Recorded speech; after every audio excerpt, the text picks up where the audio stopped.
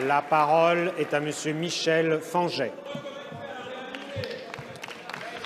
Merci, Monsieur le Président. Mes chers collègues, ma question s'adresse à Monsieur le Premier ministre.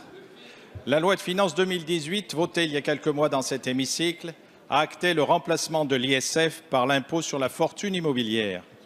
Ce souhait légitime de réorienter l'épargne des Français vers l'investissement productif a entraîné une baisse significative du nombre de contribuables assujettis à ce dispositif fiscal. Un des effets corollaires de cette réforme a été la diminution drastique des dons faits aux associations qui maillent notre territoire et qui œuvrent au profit de l'intérêt général. Lors des débats sur le projet de loi de finances 2018, le groupe Modem et Apparentés, et notamment ma collègue Sarah El Haïry, avait alerté le gouvernement sur le risque d'une diminution sensible des dons faits aux associations. Nos craintes étaient malheureusement fondées et les premiers éléments qui nous remontent du terrain laissent apparaître des baisses de dons de l'ordre de 50 à 70%. Je ne pense pas qu'il soit nécessaire de vous détailler tout le bien fondé de la démarche associative, ni de vous lister l'ensemble des actions menées par les associations au profit de nos concitoyens et notamment des plus fragiles. Je connais l'attachement du gouvernement au monde associatif et les travaux qui viennent d'être initiés pour favoriser l'engagement associatif. Au-delà de la simple réflexion sur les méthodes à mobiliser pour favoriser et mieux inclure l'engagement associatif dans notre société, je pense qu'une réforme en profondeur et spécifique du financement associatif doit être entreprise et vous savez pouvoir compter sur le groupe Modem et Apparentés pour vous épauler dans cette démarche.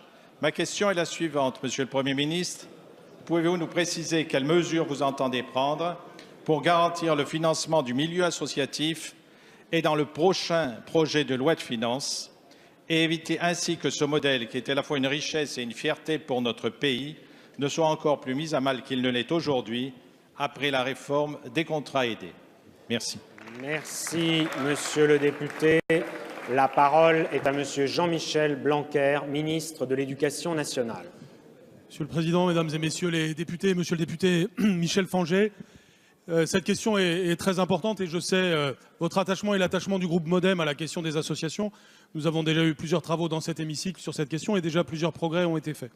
De façon générale, dans le débat public ces derniers temps, on a eu tendance à insister sur les nouvelles négatives en matière de recettes pour les associations et il y a pu en avoir et effectivement il y a une plus faible recette au titre de l'exonération de l'ISF.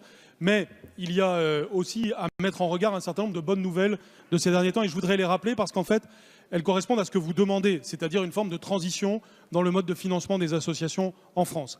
Cette transition n'étant pas d'ailleurs achevée et le travail auquel vous appelez doit en effet être mené. Mais néanmoins, je voudrais rappeler ceci. D'abord, au titre de la valorisation de la société de l'engagement que nous voulons, nous avons aujourd'hui, à travers le PLF 2018, permis une réforme fiscale d'envergure qui va venir en soutien des associations. Cela signifie que le crédit d'impôt sur la taxe sur les salaires, qui sera maintenu en 2018, se traduira par un gain annuel de 500 millions d'euros pour les associations. Cela commencera à se voir véritablement en 2019, avec un CITS qui se cumulera avec la transformation du CICE en une réduction pérenne des cotisations patronales. Cela va représenter 1,4 milliard d'euros pour les associations. C'est largement plus que ce qu'elles auront pu perdre à d'autres titres. En 2019, les associations employeuses bénéficieront donc du cumul du CITS et du CICE, ce qui fera plus de 2 milliards d'euros. En parallèle, vous le savez, nous avons abondé le Fonds pour le développement de la vie associative de 25 millions supplémentaires. Et en faisant cela, nous pensions davantage aux petites associations, et notamment en milieu rural, et c'est ce qui a été fait. Donc le gouvernement est au rendez-vous de cette transition du financement des associations.